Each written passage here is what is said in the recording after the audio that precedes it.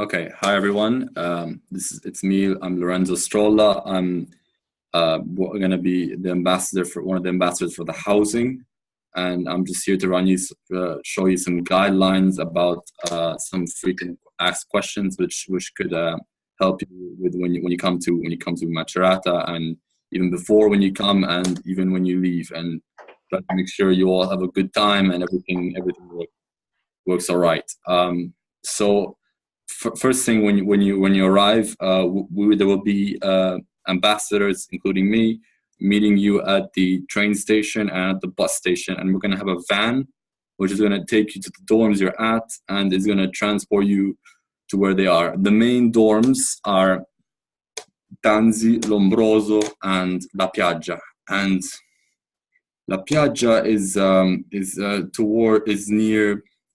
is basically in the this one of the main centers of the city, and Tanzi and Lombroso are in like the residence campus, and they're a bit they're in a basically in a bigger they're basically bigger residences, and they will house more students, and they even have free parking in that area. So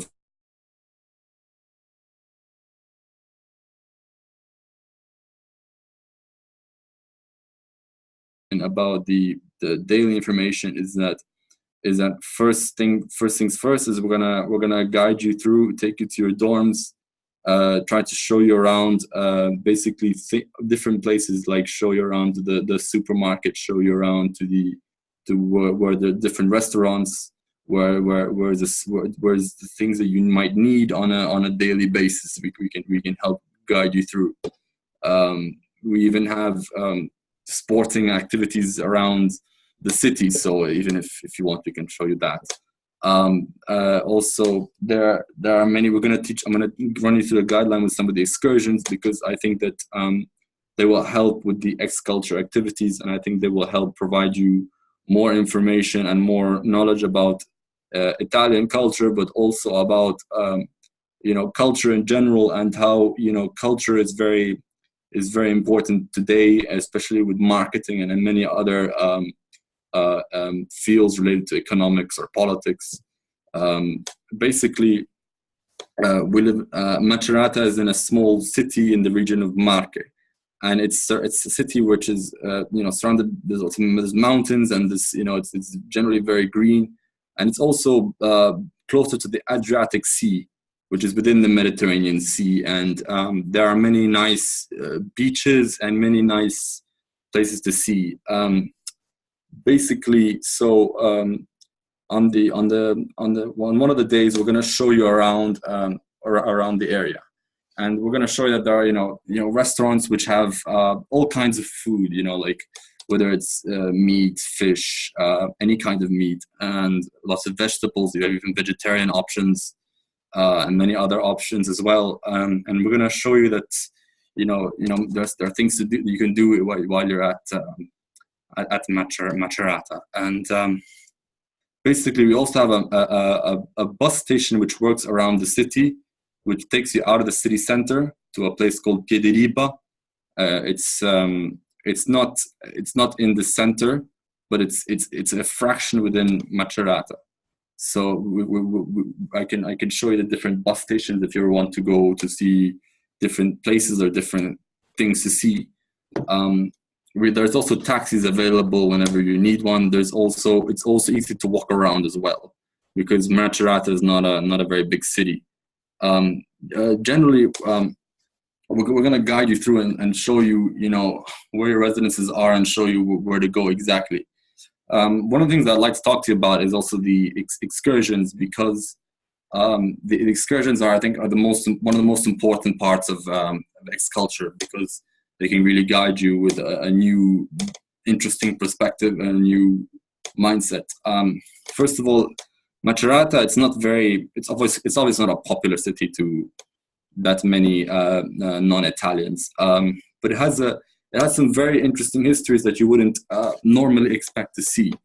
For example, in Macerata, I was talking to you about the city we had on the excursion, the city of Orbisaglia, which is an old it's a tiny city, but it has a big old Roman city, ancient city, and it's basically very nice. It has a beautiful landscape around it. You can see the old Roman walls. You can see the amphitheater, the theater. You can see Roman ruins in a very beautiful area. And the area is just, it's very full of nature, and it's a lot of landscapes, and I think you will really like it if you choose it as your excursion. It's not very far away from Macerata at all, actually. It's basically very, very close to Macerata.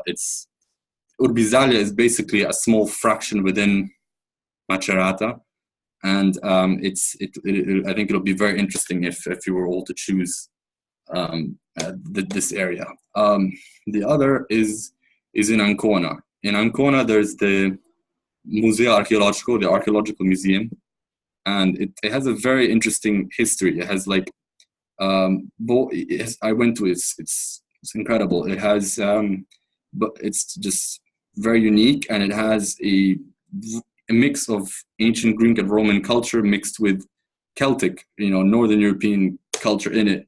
And it's just a very interesting cultural mix. You see that there were different groups of people living in that area and living among one another, and it's a somewhat of a unique, more unique kind of history to find. We also have many other places such as like Loreto, which is very close to Macerata, and it has the house of the Virgin Mary, Jesus Christ, which was brought from Jerusalem by the Crusade, by the Templars, and brought there. And it even has a statue of Virgin Mary, which was said to have been made out of cedar wood, which is a very famous wood from Lebanon, from the cedar tree. And there are many unique things that you wouldn't expect to normally hear of that is in the region of Marche as a whole. I also wanted to add that Macerata, it's regarding staying safe and staying secure. That's like the most important thing, of course. And I wanted to also give you some basic information regarding the police station, and also about the emergency services. For example, the police. We have for the police office, we have the police of the government, or the police, and we have the carabinieri, which is also the police. It's the military police. And basically the number of the police in Italy is 113, and of the carabinieri, which is also the police, is 112. So if you ever have any problems with theft or whatever issue related to crime or something strange happening that you don't feel safe, you can contact us, and if it gets very, very serious, we can contact the police if there's any issues with crime or anything related to that. There's also the emergency services, which is the ambulance. It's 118, and you can call them if someone ever gets very sick or needs a hospital, and it's something very something that happens. We have there's this emergency service 118. Also, there's the fire service, the fire arms, and it's 115. And basically there are these services regarding safety and security that are important. I thought it would be useful to tell you all about. The other thing is also about keeping safe. Macerata,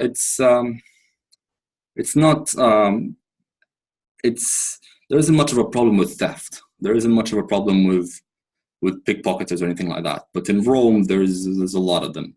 So whenever you're in Rome or in one of the big cities in Italy, be very careful, because there's some pickpocketers, or there's a lot of pickpocketers around, like a lot. And always when you're in a public place, or when you're in let's say a restaurant sitting outside, or in a coffee shop sitting outside, always keep your bags very close to you, and make sure that no one that's trying to steal is around.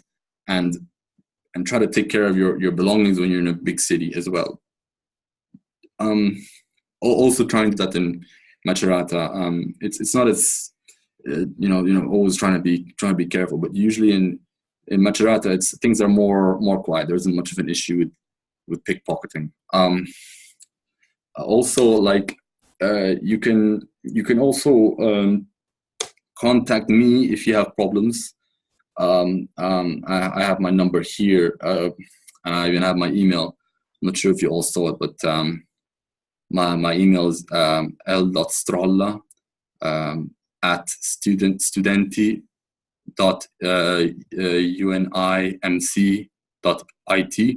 and you can contact me. I even have a phone number. It's 0039-345-088-7383. So you can contact me whenever you have any problems regarding security or anything that you might need in general throughout the trip. And if you ever, and even like where you need help going to the even when you leave, I can also try to provide you some help and give you some guidance. For example, at the train station, at the bus station, there's an option where you can take a bus and a train which takes you to Fiumicino airport in Rome. There's even an option which can take you to the airport in Ancona. There's many of these different options. There are convenient options available for when you leave the city or for whenever. I would like to add that a city you might all find somewhat interesting as well is a city called Senigallia, and it's basically a very interesting city because it has a very beautiful beach in the area, and it also has some nice cultural places. It has some Roman ruins. It has a 15th century fortress where you can see the view of the city, and it also has the house of one of the popes of the 19th century, Pope Pius IX. And it's interesting to see the city, and I think you will like it. It has a nice cultural. It's a very nice cultural city, and I think you will enjoy it if you were there. It even has the beach. It's also very nice. Okay, regarding a question here from Professor Taras, asking how often the buses run to the airports. There are usually the buses are usually in the morning. They start in the morning, usually around 10:45. There's one at 6. They go often. They're generally there. They don't usually work on Sundays, but they usually work, and they're usually available. You just have to ask the main office. The main office. You just ask them, and they will give you all the details regarding which day the buses will be available and when you can all use the buses. So don't worry, there won't be any issues. And I will even be available there to if you have any problems. For example, I know you might definitely have some difficulty because Macerata is a small city and there are not that many people who know English. So whenever you need to take a bus or a train and you're having problems, you can definitely always contact me. I can walk you there, and I can try to translate or see what options you have available, and try to help you out with it.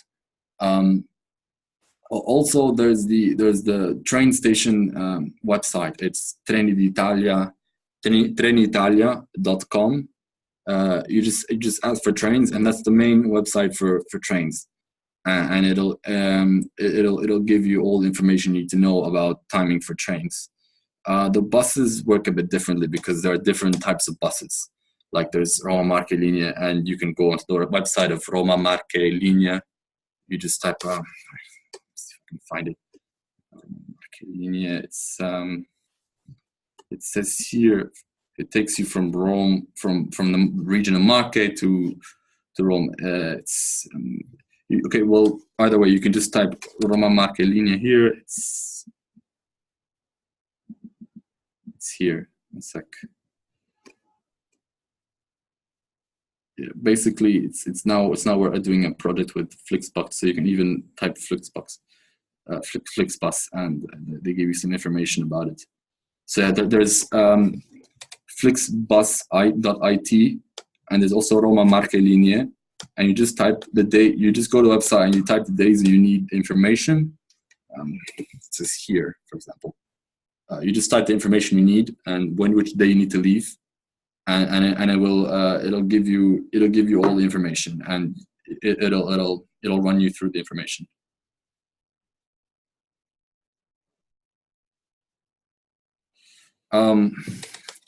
A number we can call also with housing.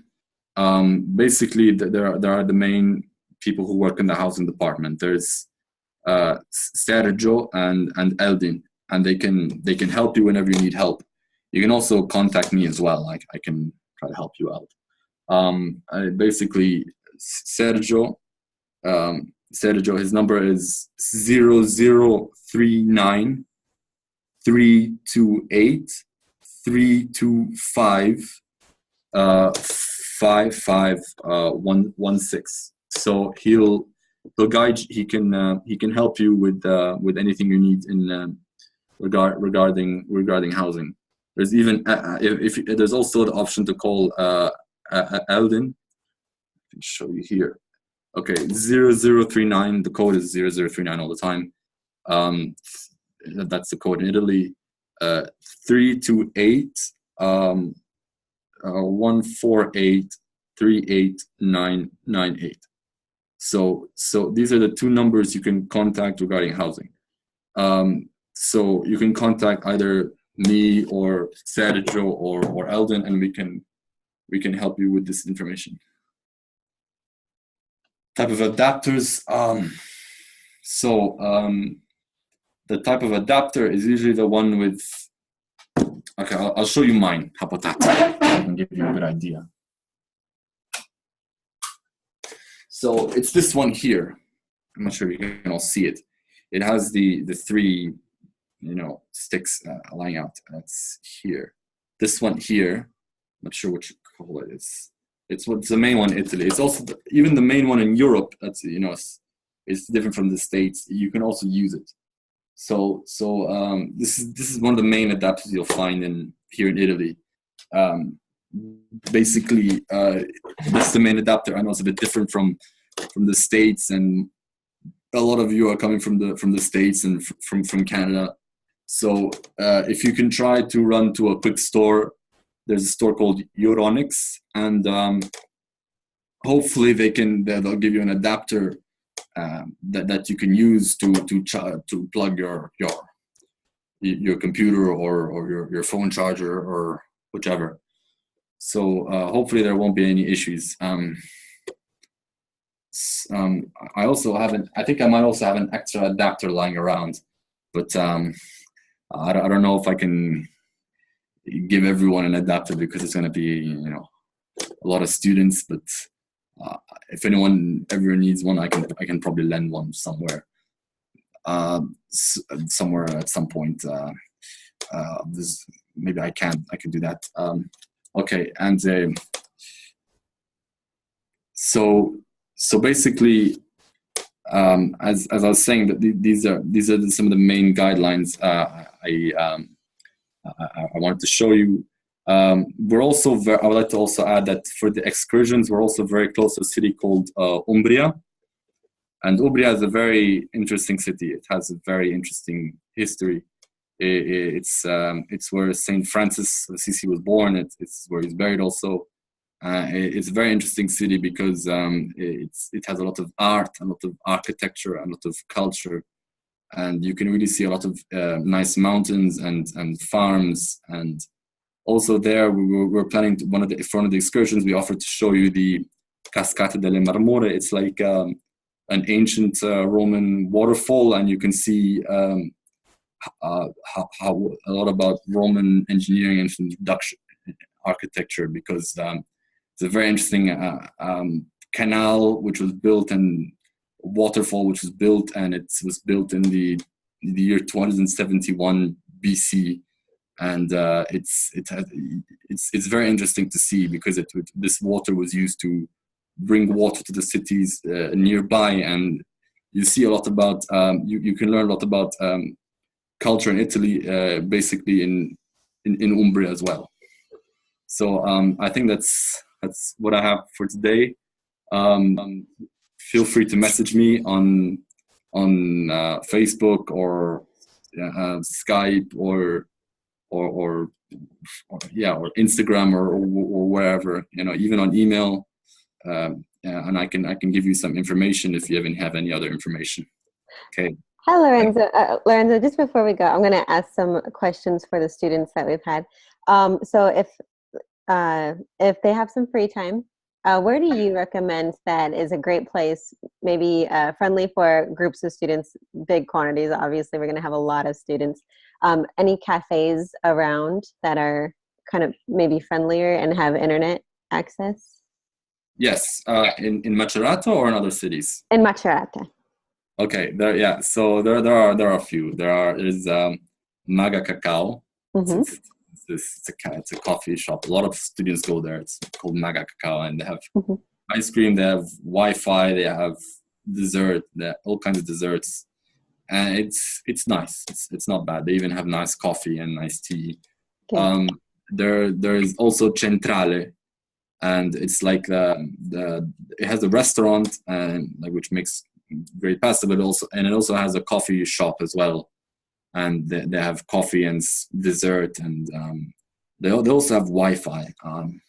But I think the one where Wi-Fi works by far the best in Macerata is the one in Maga Cacao, the one I'm telling you now, and also in Piazza Mazzini. There's also a coffee shop there, and I'm not sure how their Wi-Fi is, but it's a nice coffee shop, and there's a nice place to sit.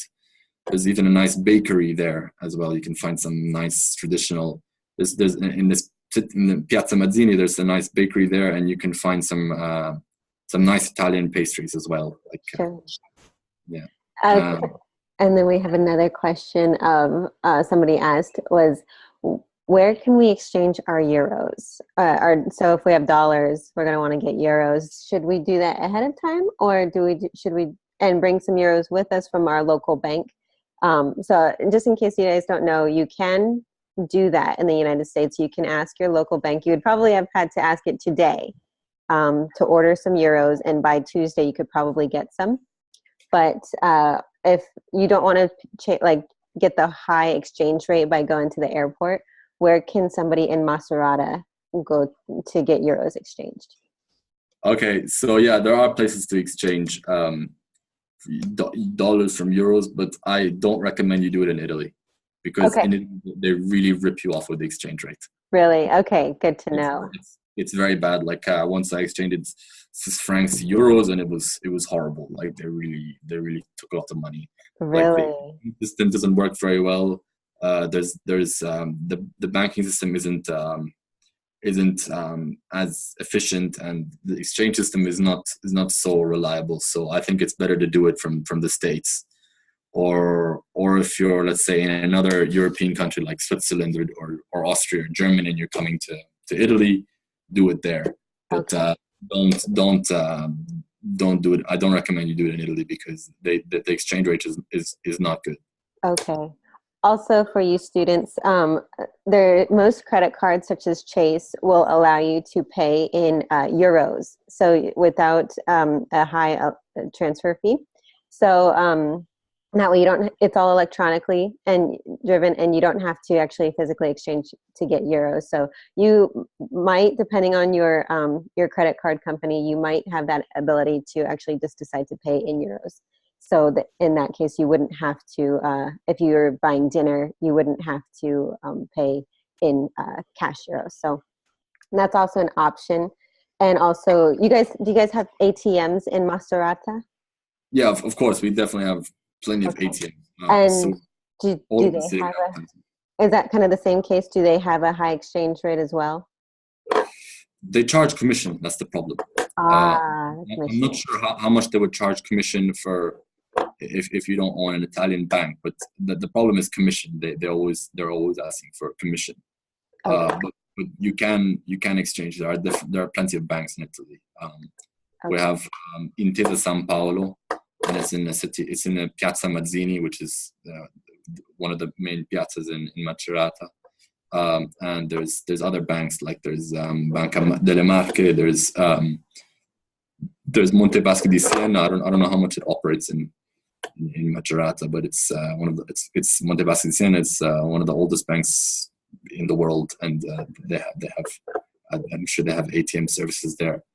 The issue I would say is they probably charge a bit of commission, but you can withdraw money from ATMs in Italy and Macerata without having any problems. Okay, good to know. And did we already talk about the parking garage or the parking space? Yes. In there's the residences Tanzi and Lombroso, and they're both together. They're in a gate. They're in like a gate system. So it's a big gated area, and it has a parking place there. So it's free parking. You feel free to park if you have a car, and you can park there. The only thing I should let you know is if you rent a car in Italy, you have to pay by credit card. Like there's no other option. Like you have to usually, from what I know, like I remember once I went and asked one of the car companies, and they want people to pay by credit card. So not debit card, just credit card. That's what they usually want in most car companies. Okay. And could we talk a little bit about tourist activities? So I don't know. So when they're going to want to travel, all our students and our participants are going to want to travel afterwards. And I just want them to know what to expect if they want to go to, say the Colosseum or San Marco's Cathedral in Venice. Can you explain like how they can possibly purchase their tickets ahead of time, or they can go there and wait in line, or I just wanted to make sure if they're going to be doing tourist activities, what to expect. Okay. Okay, I'm not so sure about paying online, but there are options to go and get tickets at the line, of course. I can try looking into it and seeing if there are offices to look. Sure. So, okay. So what I read was that say you want to go to San Marco's Cathedral, and you have the option to buy your tickets in advance for San Marco's Cathedral. It's a little bit more expensive, but you don't have to wait in that 1.5 hour line or sometimes 3 hour line. But it is a little bit more expensive. Is that for a lot of places around Europe when they're going to want to travel? A lot. Like in Florence, there's the Uffizi Gallery. Yes. And you can pay a little bit extra and then go and wait in a shorter line. That's the options. There are some really touristy places which want you to wait a long time in a line.